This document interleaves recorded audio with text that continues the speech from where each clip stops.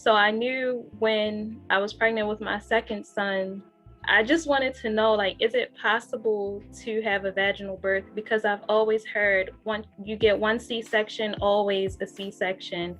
And I knew so many women who had C-sections at the same time, the same year that I had mine. And then they had multiple children afterwards, and they were continuing with having more C-sections. And I was trying to make sure if we had to go this route. And so I started looking up, is it okay for me to have a vaginal birth? And when I found out, like, yes, you can have a vaginal birth after you have a C-section, I just started sharing that with everyone I knew. Anyone who had already had a previous C-section or anyone who even had vaginal births, I just was sharing with them, like, it's not always one C-section, always a C-section. Shalom. I am so inspired by Kiara Taylor's birth story. She has her first birth experience as a C-section and then has 2 natural births and becomes an advocate for vaginal births after C-sections. Kiara Taylor is a mother, a health coach, a certified breastfeeding specialist, and she is also a blogger. So make sure you go out and check out her blog, and especially one that she has shared all the things that she planned in preparing to have that first vaginal birth after a C-section. So without further ado, let's jump right into it. Okay, Shalom. I'm just gonna start off by asking you to introduce yourself and also like a little bit about yourself. Okay, so Shalom, everybody. My name is Kiara. I am a mother to 3 children, ages 3, 7, and 10, and I'm expecting my 4th child this summer in August. I have had many different births. I've had, with my first child, a cesarean section, and I've had 2 vaginal births since then. And I am 30 years old, and I'm also a certified breastfeeding specialist, and I'm also a holistic health coach. So I think pretty much that's that's it about me that I can remember right now. All right, and so your vaginal births that you had afterwards, were they natural births? Yes. And were they hospital births or home births or? They were both hospital births. With my first vaginal birth, he was actually born in the lobby of the hospital. Wow. And with my second, she was born in the hospital, but barely making it there. So as soon as I went into the hospital, she was born. Wow. So Oh they my God. technically were hospital births, but they were almost home births. Wow. They came quick, huh? Yes. Well, I know you said, well, you didn't share that about yourself, that you're an advocate for the VBAC, right? Yes. Explain, yeah, share a little bit about, becoming an advocate. Yeah. Okay, so when I had my VBAC, it was in 2013, and at the time, no one in my family had ever had a C-section before, so I was the first one to have a C-section, and that was with my son in 2011. So I knew when I was pregnant with my second son, I just wanted to know, like, is it possible to have a vaginal birth? Because I've always heard you get one C-section, always a C-section. And I knew so many women who had C-sections at the same time, the same year that I had mine. And then they had multiple children afterwards, and they were continuing with having more C-sections. And I was trying to make sure if we had to go this route. And so I started looking up, is it okay for me to have a vaginal birth? And when I found out, like, yes, you can have a vaginal birth after you have a C-section, I just started sharing that with everyone I knew. Anyone who had already had a previous C-section or anyone who even had vaginal births, I just was sharing with them, like, it's not always one C-section, always a C-section. Like, you can speak with your doctor and see how things are going, but you don't have to continue to go that route, especially if you want to have multiple children. Like, I know personally, a few sisters who want to continue having children, but they've already had about 3 to 4 C-sections. And, at that point, the doctor's like, no, because it puts a strain on your uterus when it has to be cut open so many times. And so that's hurtful as a woman, to be told, like, no, you can't have any more children, or, you'll increase your chances of possibly even dying because of a uterine rupture and things like that. And so I just wanted to share my story so that people can see, like, you can do this another way. You don't have to just accept one way. Yeah, when I got pregnant with my first child, I was a teenager. My mother, she had 3 C-sections, all her births. There's 3 of us, and she had 3 C-sections. And she kind of like was telling me, and like you said, like, she probably doesn't know, that she could have probably had a vaginal birth, but she told me, like, well, I didn't dilate, and I had 3 C-sections, so you'll probably have to do the same thing.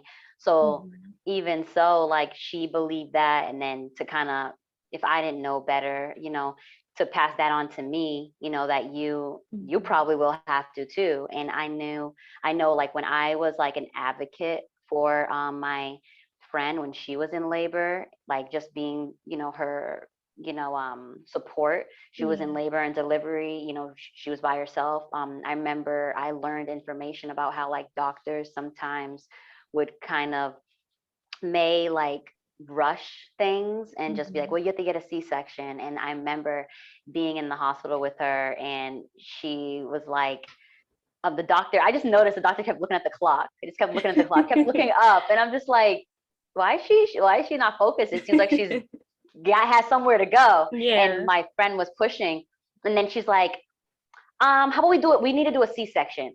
And then my friend looked at me, and I was like, tell her no. Like, and she's like, no, I don't want to. She's like, well, she kept trying to pressure her. She's like, well, what if the baby's in distress? What if this? What if that?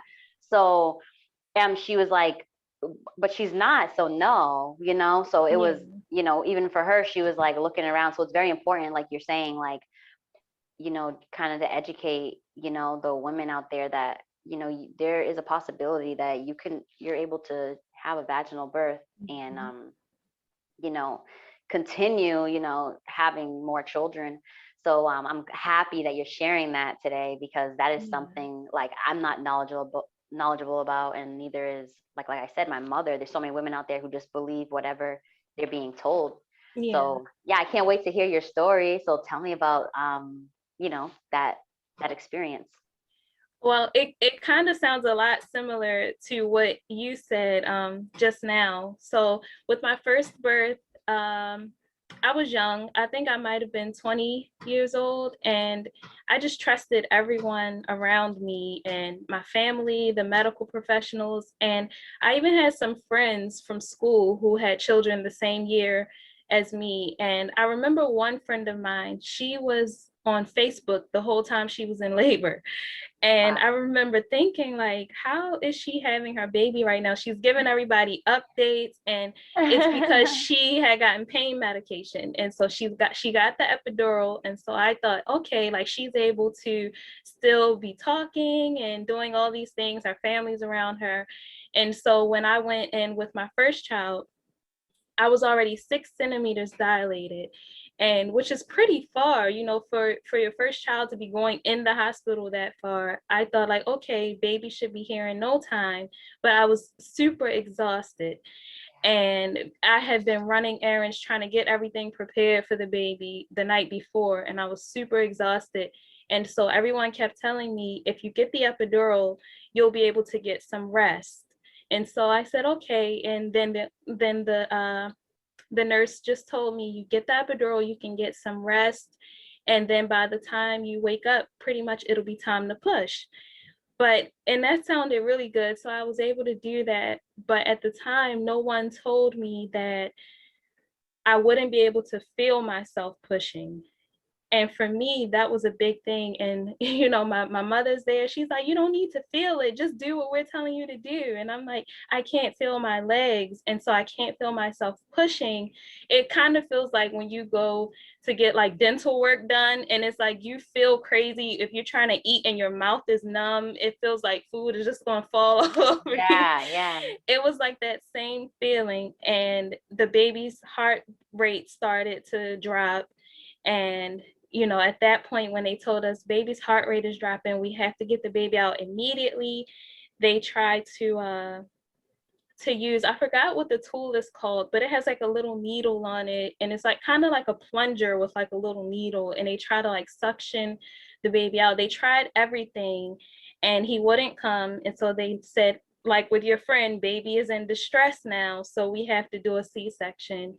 And by that time, I was really exhausted. My family didn't want that for me, but they pretty much couldn't say anything either. And so I had the C-section.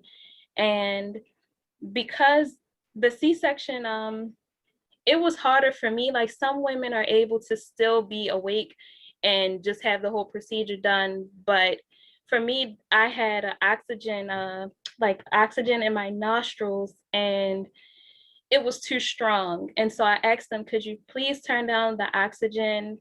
It's too strong. I can't breathe.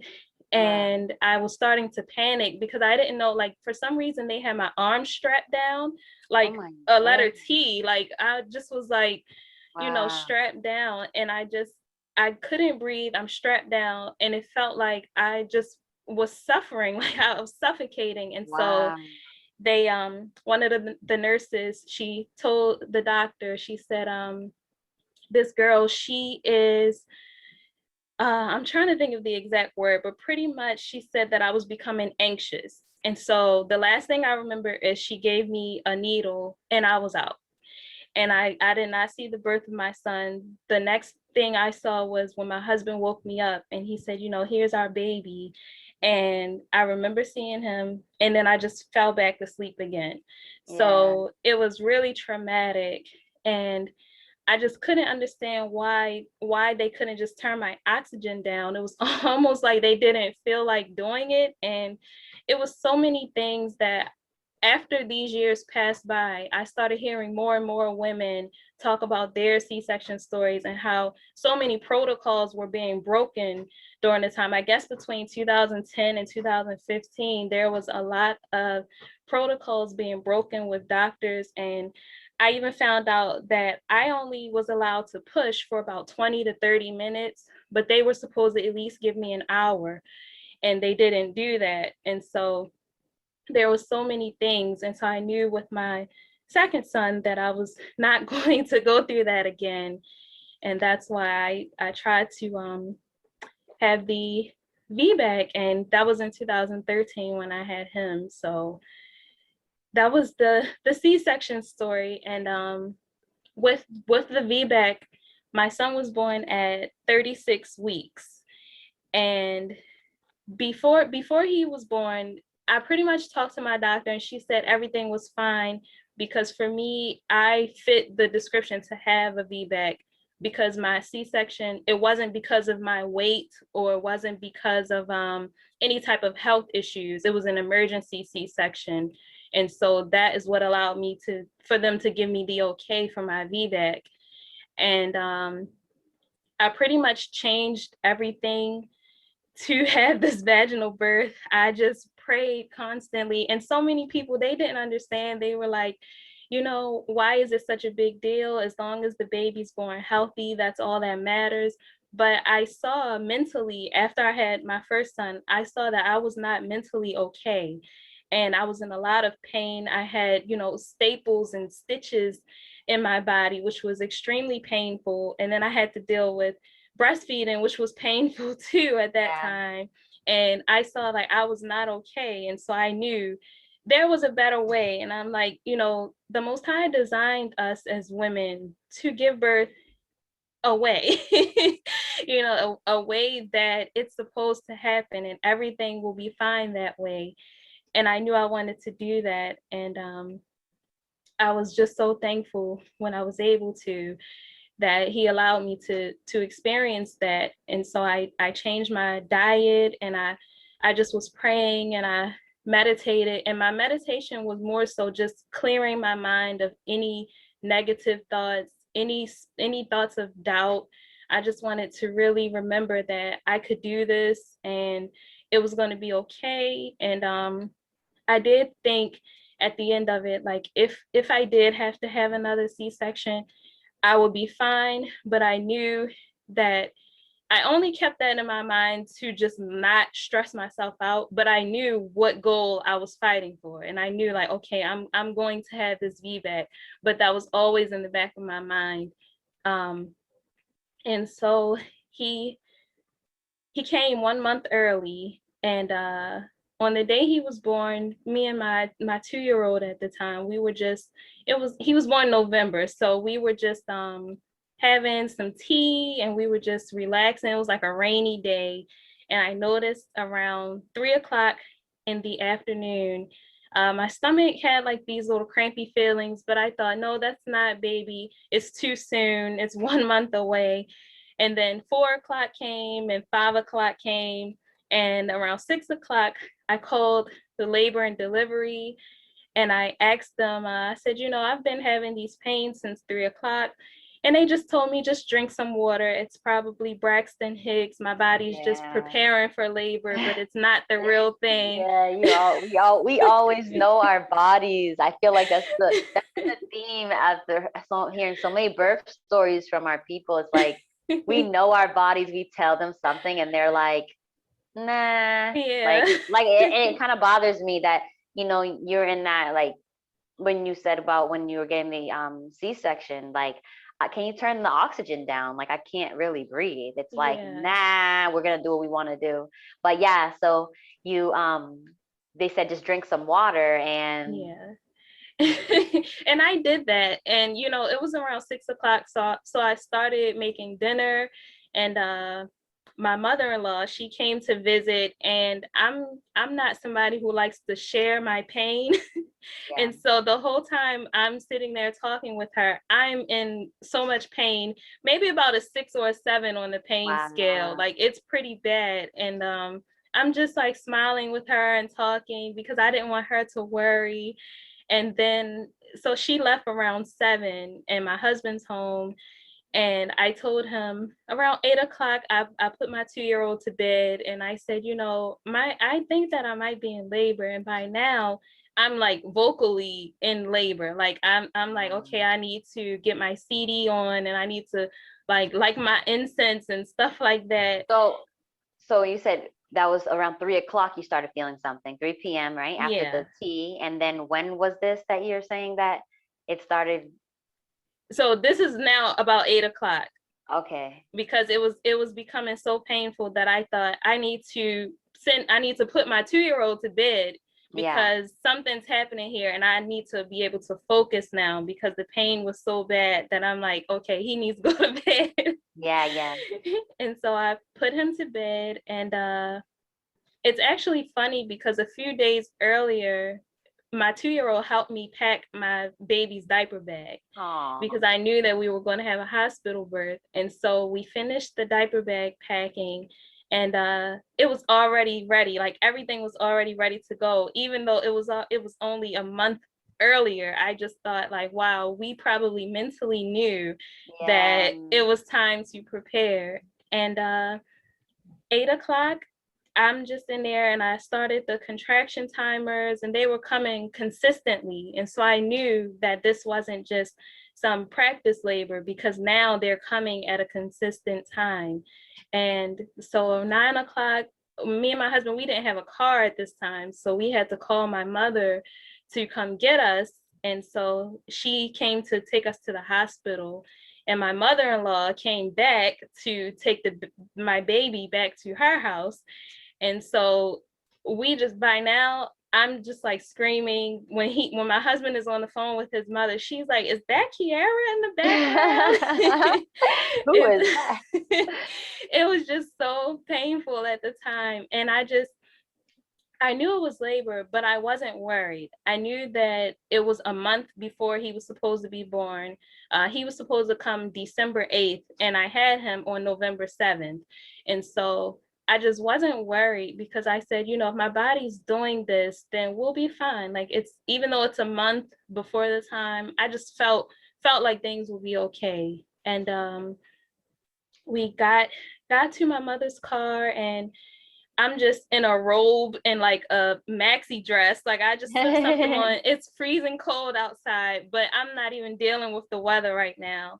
Yeah. And I just get into our car. The hospital's maybe 10 minutes away from us. And on our way, I had my eyes closed the whole time, so I can't see anything.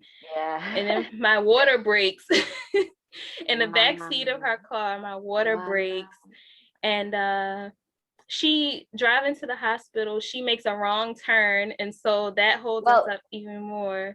well, you told her, did you tell her your water broke? Did you know? Like, Yeah, like, and this was okay. the first time I experienced this, because when I had Yeah. the C-section, they had to break my water for me. Yeah. And so when this happened, I was like, oh my goodness, my water just broke. Like, I burst out and was like, my water just broke. And so she's like, oh my goodness, we really have to go now. And Missing turns now, right? You said she missed the yeah, turn. that made her kind of panic, and she missed the turn. She drove past the hospital Oh my and had to word. like make a U-turn. And when we got to the hospital, she had to go inside to try to get me a wheelchair. And she's telling everybody, my daughter's having a baby. She might have it in the car. And there was something special happened when she left out of the car.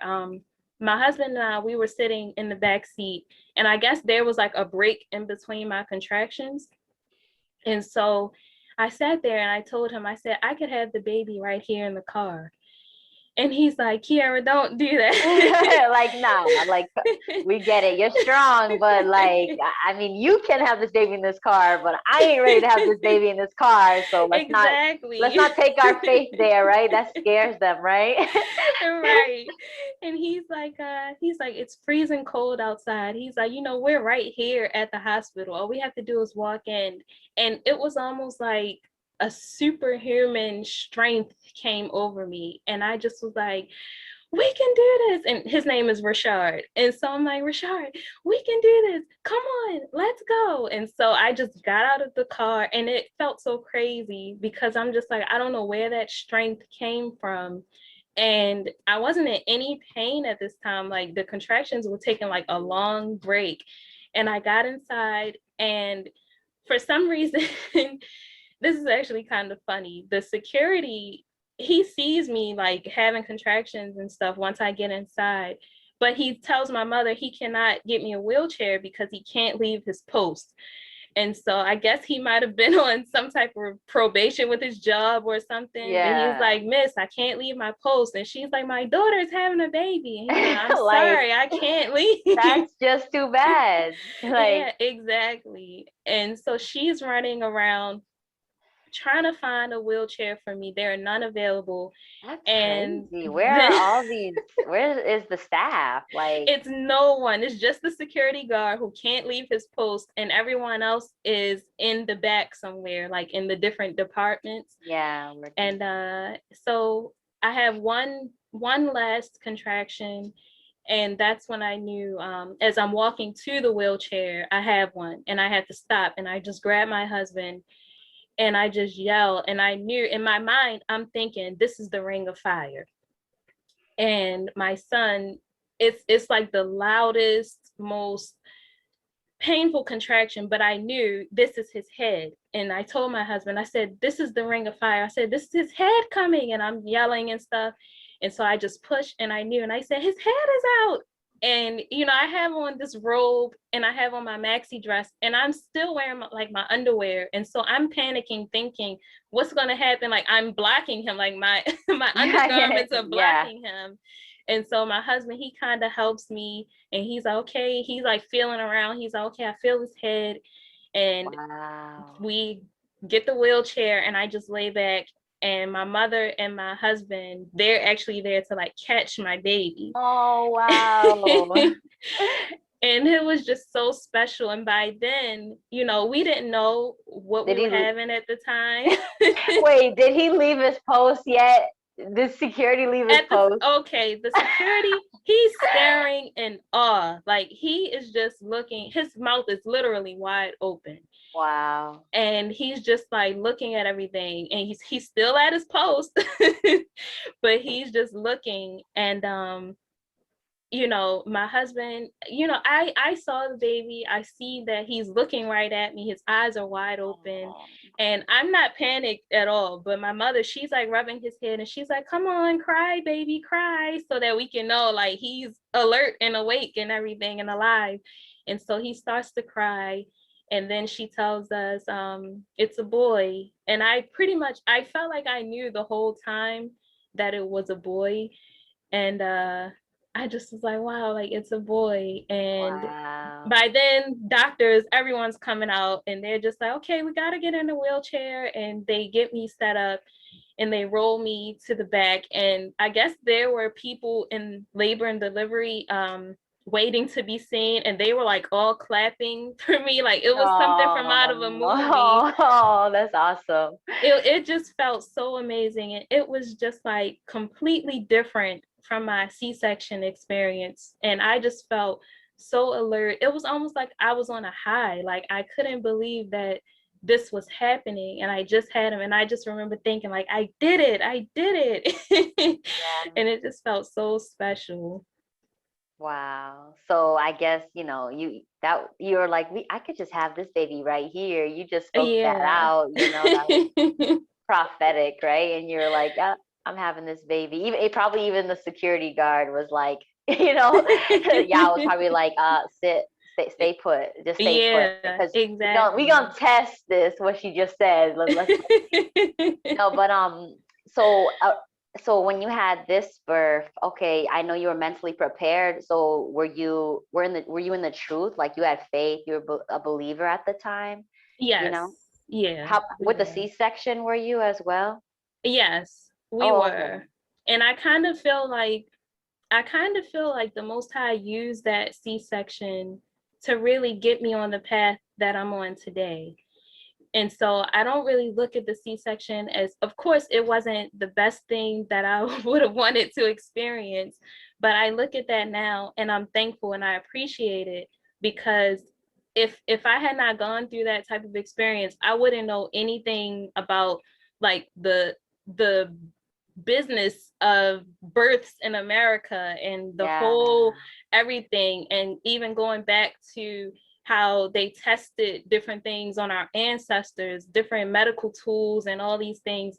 I would not have looked into any of that if I would have just Yeah. had like a regular epidural vaginal birth. I just would have been like, this is how we have babies. And so I really appreciated that the Most High brought me through that experience. And now I know like, this is good.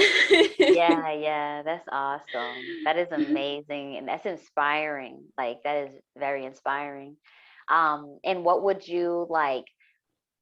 So I learned a lot. I learned a lot of lessons, from your story. But what lessons or one lesson that you would give to other mothers out there who maybe like you said had a cesarean and thinking, maybe I want to do a vaginal birth. Mhm. I seen your blog, which is awesome. I know that we're definitely gonna like lead them over to, Yeah. that way so they can be prepared. But from your story, what would you share right now? I would just share with them that it is possible. They can have a vaginal birth. I will always make sure that everyone speaks with their doctor first, or whoever their caretaker is at the time, because I know different women have different bodies, different things happening with Yeah. their bodies. So I would always want them to check with their doctor. But if for me, when things don't add up, like if I go online and I see that I fit the description for something, but my doctor's still telling me otherwise, then I have to know when I have to use discernment and to judge something for myself. So I would still tell them, don't give up. And they just just never know what can happen, still believe that they can have the vaginal birth. And just, I guess from my story as well, compared to my first story, is there is something called a snowball effect. And if they, and so it's basically like when you go into the hospital, if you get one intervention, then it may follow with another intervention and things like that. So just try to be mindful of the things that you allow the medical staff to do to you, and have a birth plan. Of course, have a birth plan, and just have certain things that you know, I'm not going to do this at all. But that would be pretty much it. Educate yourself, and make sure you find a staff that is on board with it, because it's legal. Like, I had to look up if it was legal, and it's Yeah. it's legal in all of the states in the United States. So Wow. it can definitely happen. Wow. That's good. And how about for any like maybe a birth service provider like a doula or a midwife, out there trying to kind of, I'm saying there's plenty of them, right? But like Yes. ones who are really trying to, do what's best for the woman and try to do what's, you know, like a holy birth plan, do things for the Most High. Those new midwives and new doulas who are like entering into the scene to try and bring out more healthy, natural, safe, and holy births. What advice would you give them? I would give them, I would tell them to continue to support the mother in the process of birth and pregnancy and everything, and just continue to have faith, believe that things are going to be okay. But always be watchful. Like, I know as a birth professional, they're always watching to try to see how things are shifting and everything. Always be watchful, and just relax. Like, don't stress. Don't try to put any type of fear on the mother or anything, but just keep calm, and just make sure you're watching as the birth professional. Just make sure you're keeping an eye on things to make sure everything goes well, pretty much. Wow. Well, yeah. Well, thank you so much for sharing your story. Like, I can't wait to, put this out, and tell us about what you have going on. Okay, so for well, as I said before, I'm pregnant with my fourth child right now, and I don't know what this baby is going to be either. Oh, wow. I'm kind of thinking it may be another boy, because I already have two boys and one girl. So either way, I'm just like a surprise. It will be appreciated. And so that's what I'm working on. This time, I'm actually trying to do a home birth. And that's something that I've never experienced, because with my hospital births, there was so much trauma involved, and especially during this time with everything that's happening in the world, I'm just kind of trying to like stay out of that type of atmosphere. I don't want to have to go into a medical facility right now. I feel you. So I just want to fully have faith, and have, like what you said, a holy birth. Like, I want to know that the Most High has me everywhere. Like, he has me, if I have my baby at home, if I have my baby in a car or wherever, he will be with me. And so that's the route I'm taking this time. I just want to have a home birth. Nice. And how about what do you got going on with your website? Okay, so with my website, I'm back and forth with social media, but this time I really feel that I owe it to the Father to share everything that he's put on my heart to share. And I really feel like this year will be special for me to do that, because I just don't want to continue, like the scriptures say, if you have a candle, you don't put it under a bushel or anything like that. So it's like, I just want to share this with people, all the things that I've gone through, and just have people know, Yeah. like you don't necessarily, I'm not trying to have people agree or fight with me or anything. It's just like the information has to be put out there. And so I'm going to continue blogging and sharing what I know, Nice. and just, staying in my path, like on this path he has me on. Yeah, that blog post. I mean, I read a couple blog posts, but the most recent one though, those are some great tips for those mamas out there who are, Hallelujah. Thank you so yeah, much. yeah. Even the one before that I read, the one you, I don't know, I think the one before that was the one that was about, making your house a home.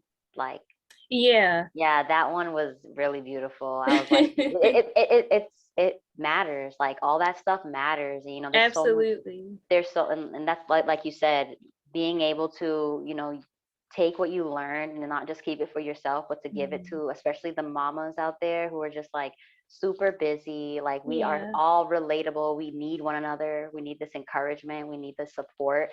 And when you share your story, not just keep it to yourself, like those Yeah. things are a blessing. Like when I read those things, I was like, yeah, that's exactly what I need. I needed this tip here because like I have five, I'm running around getting things done, and like it's very important to make sure you feel at home, like that's your sanctuary, Yeah, and all those tips that absolutely. you put out there. So I encourage everybody to go over there. I'll have all of the links in the description, in the show notes. Can you tell us where they can find you? Yes, you can find me on Instagram. My name is Shalom. It's at Shalom Kiara. And you can also find my blog on WordPress, and that is shalomkiara.wordpress.com. And I also have a YouTube channel too that I'm working Yes. on, and it's Shalom Kiara on YouTube as well. So same name, just in those three places.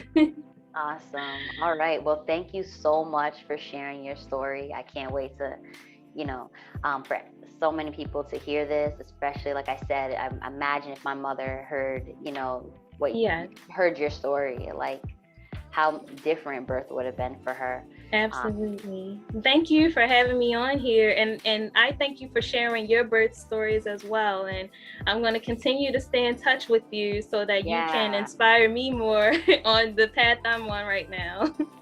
Well, I look forward to it, and I just want to thank you once again. And we have to do another one. We definitely do. I Yeah, want to hear about this other.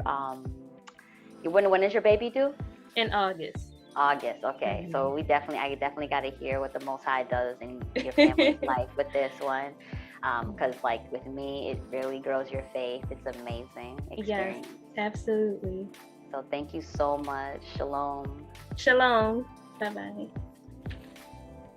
If you love Kiara Taylor's story, then go ahead and head over to Hebrew Home Birth and keep this conversation going. Hebrew Home Birth makes it easy for Hebrew mothers and Hebrew birth service providers such as doulas or midwives to connect so they can create holy birth plans.